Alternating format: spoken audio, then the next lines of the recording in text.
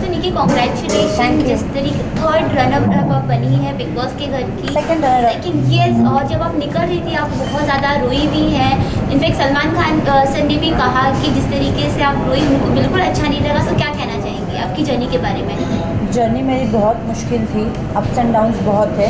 मैं जब बाहर आ रही थी, जब मैं थर्ड मुझे डिक्लेयर किया, मैं रोई क्योंकि मुझे वो बातें याद आ रही थी, लोगों ने जितना डीमोटिवेट किया था, टांग खींची थी, उस वजह से वो सब बातें याद आ रही थी, उस वजह से बहुत डाउनर आ गया था और मैं रोई। बट सर ने कहा कि आप जहाँ भी पहुँचे हो बी ग्रेटफुल कि हम लोग, तो वो मैंने कहा ठीक है। और जर्नी बड़ी मतलब अच्छी थी। I am happy that I entered big boss and मैं एंड तक रही। I am happy for that. अच्छा, हमने देखा बिग बॉस के घर में आपकी और राहुल की जो रिलेशनशिप है हमेशा कभी मतलब अच्छी होती थी हाँ। तो कभी बिगड़ जाती थी। तो आपको क्या लगता है कि क्या रीज़न रहा होगा कि कभी वो आपको नहीं समझ पाए तो कभी आप उनको नहीं समझ पाए? मुझे लगता है मैंने उनको हमेशा समझा है। मैंने उनको गेम के हिसाब से हमेशा समझा, हमेशा मैंने उनको सेव किया।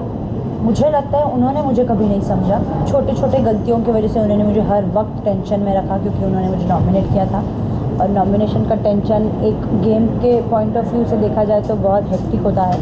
तो हमेशा मुझे टेंशन में रखा उन्होंने, बट मैंने उनको हमेशा समझा है।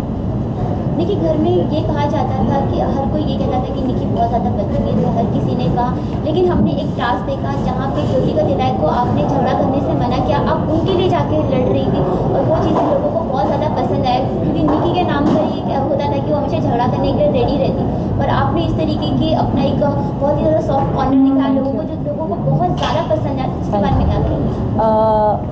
झगड़े, मुझे लगता है अननेसेसरी झगड़े नहीं करना चाहिए। अगर कोई मुझसे पंगा लेता था तभी मेरी आवाज़ ऊंची होती थी।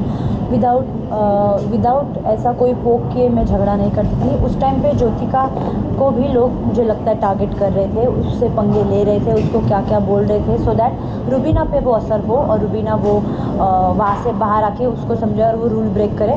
तो मैंने ज्योतिका को समझाया, Jyotika this is not the correct time to fight. आप ये मत करो, आप you are not as a contestant. आप अगर उनसे लड़ेंगे, आपको वो अनाप शनाप बोलेंगे तो रुबीना के दिमाग पे असर होगा। वो टास्क में है तो you have to understand the situation कि रुबीना किस दौर से गुजर रही है, क्योंकि पूरा घर मेरे अगेंस्ट था। तब भी कोई नहीं चाहता था कि मैं जीतूँ और रुबीना के पास पावर आने वाली थी कि अगर वो जीत गई तो वो मुझे बचाएगी। तो कोई नहीं चाहता था कि मैं फाइनलिस्ट बनूँ। ऑनेस्टली ये सत्य है कि कोई नहीं चाहता। तो तब मैं उसको, ज्योतिका को वही समझा रही थी कि अभी शांत रहो, अभी कुछ भी उल्टा सुल्टा मत करो जिसके कारण रुबीना को सफ़र करना पड़े। मैं उसको समझा रही थी। देखिए, जो रिलेशनशिप आप डे वन से चाहती थी किसी के साथ भी एक अच्छा बॉन्ड बनाना, एट लास्ट में आपका रुबीना के साथ में बना। हाँ। यहाँ तक कि रुबीना इतना अच्छा आपको समझने लगी कि जब उनसे पूछा गया कि निकी कैसी क्या क्वालिटीज़ है तो उन्होंने एकदम परफेक्टली बताया कि ये क्वालिटी है उनमें। सो क्या कहना चाहेंगी आपके और रुबीना के बॉन्ड के बारे में? एंड अब ये जो बॉन्ड है आगे कैरी फॉरवर्ड होगा नहीं होगा, एंड फिर निकलने के बाद में आपने उनसे बात किया कि नहीं? ऑफकोर्स मेरी बात उनसे होती रहती है, व्हाट्सएप पे, फ़ोन कॉल पे। मैं बहुत खुश हूँ कि मेरे बाद अगर मैं किसी को विनर देखी तो वो रुबीना थी और Rubina took the trophy. I am very happy for her. हमारी बॉन्ड एक गेम की वजह से बिल्कुल भी नहीं थी। काफ़ी लोगों ने हमारे पे लांछनें लगाई थी कि निकी उनके फैंस के लिए उनके पास है, निकी का ये गेम है, बट हालांकि ऐसा कुछ भी नहीं है। रुबीना और मेरे अलग अलग विचार है, हम अपने अपने पॉइंट ऑफ व्यू रखते हैं। हम दोनों एक दूसरे के डिसीजन को रिस्पेक्ट करते हैं, समझते हैं, फिर अपने दिमाग से भी चलते हैं। She is a very sweet girl, मैं उसकी बहुत रिस्पेक्ट करती हूँ। She is very humble, down to earth, बहुत केयरिंग नेचर, बहुत सेंसिटिव गर्ल है। She is very pretty, beautiful. बस हमारा रिश्ता ऐसे जैसे बिग बॉस के घर के अंदर था वैसे ही बाहर हमेशा रहेगा। देखिए, जब जान बिग बॉस के घर के बाहर आए तो उन्होंने एक स्टेटमेंट दिया कि निकी अब लोगों का सुनने लगी हो, पहले से कई ज़्यादा चेंज हो चुकी है। सो क्या कहना चाहेंगे और आपको कितना बदलाव नजर आता है अपने अंदर बिग बॉस के घर से निकलने के बाद? बहुत बदलाव दिखाई देता है। I have become more down to earth, more humble. I respect those people more जो मेरे दोस्त होते हैं। कभी कभी मैं उनको इम्पोर्टेंस नहीं देती थी, लेकिन वो एहसास बिग बॉस के घर में हो जाता है। जब व्यक्ति आपको छोड़ के चला जाता है तब उसका एहसास होता है कि आपको कितना इम्पोर्टेंस उसको देना चाहिए। तो बिग बॉस ऐसी छोटी छोटी चीज़ें आपको सिखा ही देती है। ये जानने कहा था निकी अब लोगों की सुनने लगी है, क्योंकि मैं पहले किसी की सुनती नहीं थी, क्योंकि पहले मैं जानती नहीं थी। 5 महीने अगर आप एक ही घर में उस व्यक्ति के साथ रहते हो तो कहीं ना कहीं एक इमोशनल अटैचमेंट उस व्यक्ति के साथ हो जाता है और आप सुनते हो, क्योंकि लोग मुझसे बड़े थे उम्र में। तो उनकी बातें सुनना भी मेरे लिए ज़रूरी हो गई।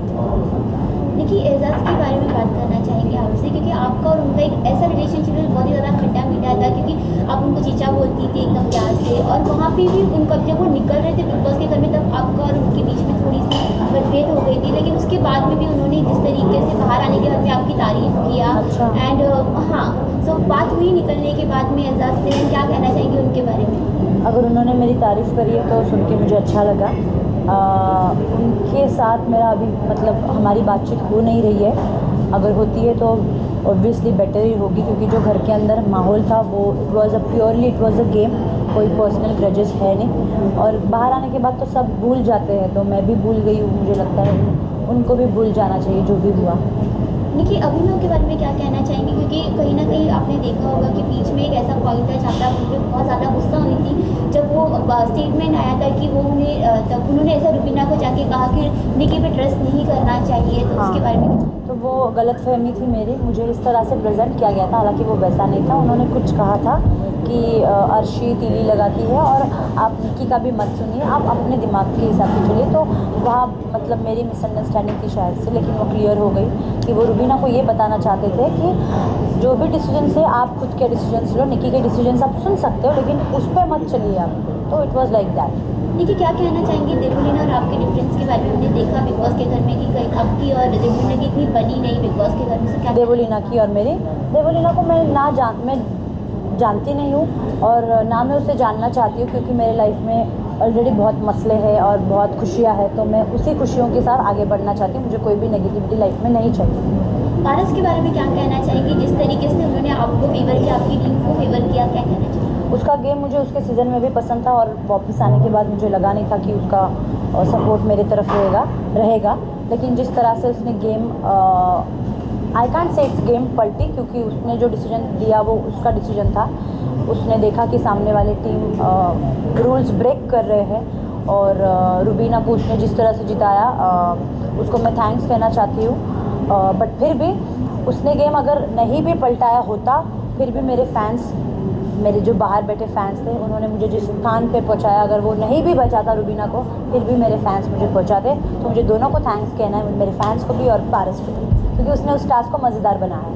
देखिए, हमने देखा कि आपने गेम पे हर टाइम 100% दिया, तो आपके हिसाब से ऐसा कौन सा सदस्य है जो 100% नहीं दे पाया गेम में? आई थिंक सर राहुल ने 100% नहीं दिया, क्योंकि काफ़ी बार उसने क्विट कर दिया था, तो तभी उसका 100% नहीं था।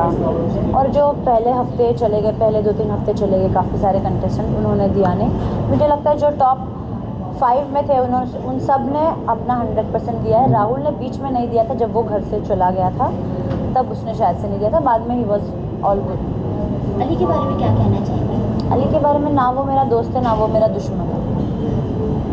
ओके, लास्टली फैन से क्या कहना है? फैन से ये कहना चाहती हूँ, I would love to thank you all, you guys supported me and loved me so much. Thank you, keep supporting, keep loving, I love you all.